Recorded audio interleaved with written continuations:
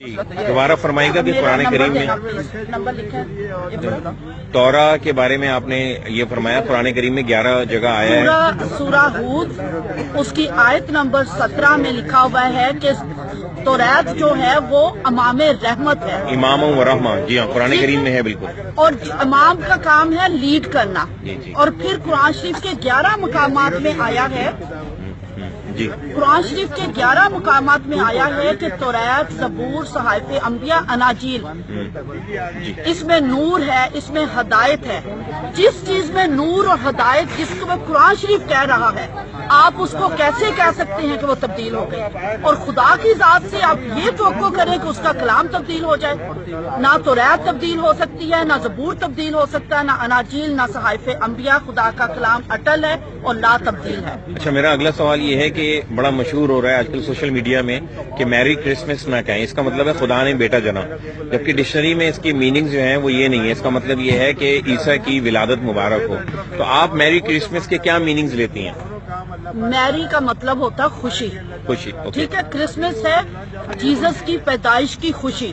ठीक है, इसका कहाँ से आ जाता है बेटा जन्ना? हम खुदा की जात से कैसे ये तवक्को कर सकते हैं कि खुदा जो है वो शादी करेगा? सही बात है। खुदा की जात से ये मंसूब ही करना खुदा की तौहीन है। खुदा रूह है और रूह की कोई शादी नहीं होती। और बाइबल मुकद्दस में, ना तौरात में, ना ज़बूर में, ना सहाइफ़े अंबिया में, ना अनाजील में, मैं दोबारा रिट्रीट करूंगी कि कहीं भी खुदा की शादी का कोई कॉन्सेप्ट ना तारीख में है, ना चर्च में है, ना बाइबल के अंदर है। और मैरी क्रिसमस का मतलब यही है कि जीसस क्राइस्ट की पैदाइश की खुशी। और सूरा मरियम उसकी आयत नंबर 32 में लिखा है, मुबारक है वो दिन जिस दिन हजरत ईसा पैदा हुए, मरे और जी उठे। जिसको कुरान पाक जिस दिन को मुबारक कह रहा है, सूरह मरियम के अंदर है। जी, सूरह मरियम आयत नंबर 32 में आपको बता रही हूँ। मैंने कुरान शरीफ पढ़ा हुआ है। माशाल्लाह जी, माशाल्लाह। मैं अल्लाह ताला हमें भी आपकी किताब पढ़ने की तौफीक अता फरमाए। मैं एक आलमा हूँ जी। और मैं जो बात कहती हूँ बड़ी सदाकत के साथ और रेफरेंस के साथ बात कर रही हूँ जी, बहुत कि जब कुरान शरीफ ने उस दिन को मुबारक कहा तो आए हमारे साथ मिलकर जीसस क्राइस्ट की बर्थ की खुशी को मनाएं। अच्छा, आपने एक बात कही थी आले इब्राहिम के हवाले से, दुरूद शरीफ हम नमाज में पढ़ते हैं, नमाज के जो हमारी नमाज मुकम्मल नहीं होती जब तक हम दुरूद शरीफ ना पढ़े। तो आपने दुरूद शरीफ से मुताल्लिक एक बात कही थी कि हम हज़रत इब्राहिम और उसकी आल पर दुरूद पढ़ते हैं, तो वो बात जरा दोबारा फरमाएं। हाँ जी, मैं ये देखे छोटे छोटे कॉन्सेप्ट्स हैं जिनको क्लियर करना बहुत जरूरी है ताकि मुसलमान और मसीही जो है वो करीब आ सके, वो एक दूसरे को जान सके। बिल्कुल ठीक है। कुरान शरीफ में आप 5 नमाजें पढ़ते हैं, सूरा फजर, जोहर, असर, मगरब, इशा, और उसमें आप अगर रखते हैं देखा जाए तो 50 रखते हैं। और हर रकत के बाद जब आपने दुरूद शरीफ की तिलावत करनी है, अल्लाहुम्मा सल्ली अला मुहम्मदिन कमा सल्लैता अला इब्राहीम व अला आले इब्राहीम, हर नमाज के आखिर में एक मरतबा पढ़ते हैं। ठीक है, पढ़ते हैं ना। इसका मतलब 50 बार आप दुरूद शरीफ पढ़ रहे हैं। उसका पहला हिस्सा है कि हुजूर के पर और हुजूर की नस्ल पर सलाम। नहीं, पहला हिस्सा है इब्राहिम पर। सॉरी, उसका पहला हिस्सा है कि हजरत इब्राहिम पर और उनकी नस्ल पर बरकत हो। दूसरा हिस्सा है कि हुजूर पर और उनकी नस्ल पर बरकत हो। और हजरत इब्राहिम की नस्ल कौन है? हम हैं और यहूदी हैं, यहूदी और नसरानी। आप नमाज में बरकत दे रहे हैं, दिन में 50 बार आप हमें भी बरकत दे रहे हैं, आप यहूदियों को भी बरकत दे रहे हैं। सही। लेकिन जैसे नमाज खत्म होती है, खुतबे में क्या होता है? यहूदियों पर लानत, और जमात कह देगी आमीन। आप बताएं कि आप नमाज में उन्हें बरकत दे रहे हैं। रब्बे पाक ने बरकत देने का हुक्म दिया और तौरात में लिखा हुआ है, हजरत इब्राहिम ने खुद फरमाया, खुदाए कदूस ने फरमाया कि जो तुझे मुबारक कहेगा और तेरी नस्ल को मुबारक कहेगा मैं उसे बरकत दूंगा। आप नमाज में बरकत दे रही हैं तो प्लीज अल्फाज से भी उन्हें बरकत। अच्छा, आपका कोई फेसबुक है जिसमें आपको ऐड कर सकें, लोग फॉलो कर सकें आपकी चीजों को पढ़ने के लिए और जानने के लिए? फेसबुक में मैं नहीं ऐसी चीजें लिखती, लेकिन मेरे प्रोग्राम्स जरूर आते हैं, मेरे और मेरे हस्बैंड के। मैं ऑर्डेन्ड पास्टर हूँ। ठीक है। और ये क्या होता है? जैसे आपके मौलवी साहब होते हैं, आलमा, मैं आलमा हूँ। अच्छा, ऑर्डेन्ड आलमा हूँ। 4 साल का कोर्स होता है? हाँ जी, 4 साल। हमारे यहाँ भी मौलवी औरतों का 4 साल का ही होता है। मैंने भी 4 साल का आलमा का कोर्स किया हुआ है और कुरान शरीफ को भी बखूबी पढ़ा हुआ है। तो आप हमें ये मैसेज ये कहेंगे कि हमें जैसे कुरान करीम समझ के पढ़ना चाहिए तो हमें ये इंजील भी समझ के पढ़नी चाहिए? मैं कहूँगी कि आपको तौरात, क्योंकि आपका कुरान शरीफ कह रहा है कि वो इमाम रहमत है। बिल्कुल ठीक है। और जिस चीज को कुरान शरीफ इमाम कह रहा है उसको आपको जानने की जरूरत है। آپ قرآن شریف کو بھی سمجھ کے پڑھیے, آپ تورات, زبور, صحائف انبیاء اور اناجیل کو بھی سمجھ کے پڑھیے. یہ خدا کا حکم ہے. بہت شکریہ, thank you very much, thank you. والعاقبات للمتقین والصلاة والسلام علی سید الانبیاء والمرسلین, اما بعد, فاعوذ باللہ السمیع العلیم من الشیطان الرجیم, بسم اللہ الرحمن الرحیم. رب اشرح لی صدری ویسر لی امری واحلل عقدۃ من لسانی یفقہوا قولی. تمام سننے والوں کو, دیکھنے والوں کو اور جاننے والوں کو رضوان اصغر کی طرف سے السلام علیکم ورحمۃ اللہ وبرکاتہ. ہمارے ایک دوست نے آج مجھے ایک ویڈیو دکھائی جس میں ایک مسیح عالمہ جو تھیں وہ قرآن مجید کی کچھ آیات پیش کر کے لوگوں کو یہ بتا رہی تھی کہ قرآن مجید نے کیونکہ تورات کو امام رحمہ کہا ہے, تو امام جو ہے وہ لیڈر ہوتا ہے, لیڈ کرنے کے لیے ہوتا ہے. تو آپ کیسے کہتے ہیں کہ تورات, زبور اور انجیل جو ہے وہ بدل گئی ہے؟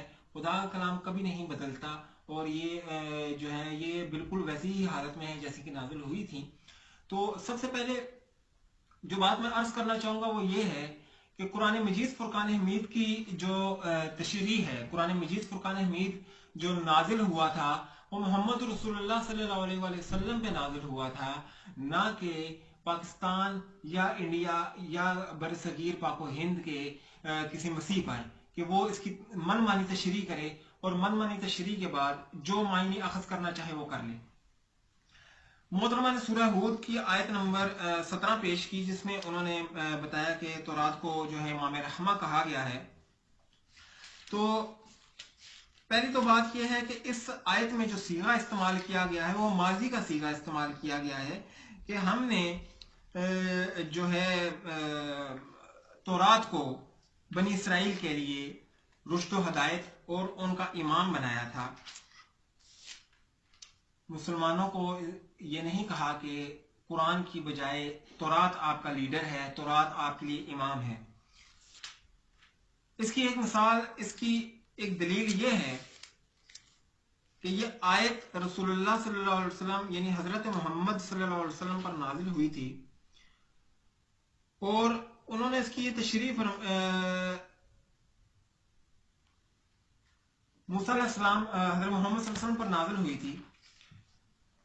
لیکن افسوس کہ ان کو تو یہ بات سمجھ نہ آئی کہ تورات کو فالو کرنا ہے, وہ اپنی امت کو قرآن دے کر چلے گئے. اشش کرنے کو دل چاہتا ہے ایسی من مانی تشریح پر. میں ایک واقعہ رسول اللہ صلی اللہ علیہ وسلم کی مبارک زندگی سے پیش کرنا چاہوں گا. ایک دفعہ حضرت عمر فاروق تورات جو اس ٹائم موجود تھی اس کے کچھ اوراق اٹھا کر بڑی خوشی سے چلے آئے, اور انہوں نے کہا یا رسول اللہ میرے ہاتھ میں آج کلام میں خدا لگا ہے, اور وہ بے سود ہو کر اس کے اوراق کو آگے پیچھے پلٹ رہے تھے. تو رسول اللہ صلی اللہ علیہ وسلم خاموشی سے ان کو دیکھ رہے تھے. تو رسول اللہ صلی اللہ علیہ وسلم نے ان سے دیکھ رہے تھے, تو حضرت ابو بکر بھی وہاں موجود تھے. انہوں نے ان سے کہا کہ اے عمر فاروق, تیری ماں تجھے گم پائے تو رسول اللہ صلی اللہ علیہ وسلم کے چہرے کو تو دیکھ. تو جب انہوں نے نگاہ اٹھائی تو رسول اللہ صلی اللہ علیہ وسلم کا چہرہ غصے سے انہوں نے لال پایا.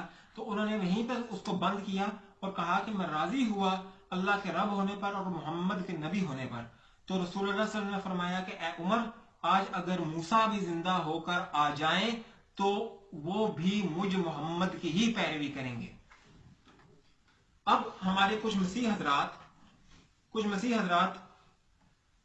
قرآن مجید سے سلیکٹڈ ورسز دکھا کر مسلمانوں کو یہ جھانسا دیتے ہیں کہ جی قرآن مجید میں انجیل کو اور تورات کو نور کہا گیا ہے, ہدایت کہا گیا ہے, لہذا ہمیں اس کو فالو کرنا چاہیے. جبکہ قرآن مجید کی آیت سورہ المائدہ آیت نمبر 48 میں اللہ تعالیٰ نے قرآن مجید کو بھی نور اور ہدایت کہا ہے, اور یہ کہا ہے کہ اے نبی, یہ کتاب جو ہم نے آپ کی طرف نازل کی ہے یہ حق کے ساتھ نازل کی ہے, سو آپ اسی کے ذریعے لوگوں کے اندر فیصلے کیا کریں اور ان کی خواہشوں کے پیچھے نہ لگ جائیں. اور آگے اللہ تعالیٰ فرماتا ہے کہ ہم نے لوگوں کے لیے مختلف راہیں بنائی ہیں, اور تاکہ وہ یہ دیکھنا چاہتا ہے کہ کون اس میں نیکی میں پہل کرتا ہے. اب نیکی سے مراد یہاں پہ کیا ہے؟ تو نیکی سے مراد بھی اللہ تعالیٰ نے بتایا ہے سورہ بقرہ کی آیت نمبر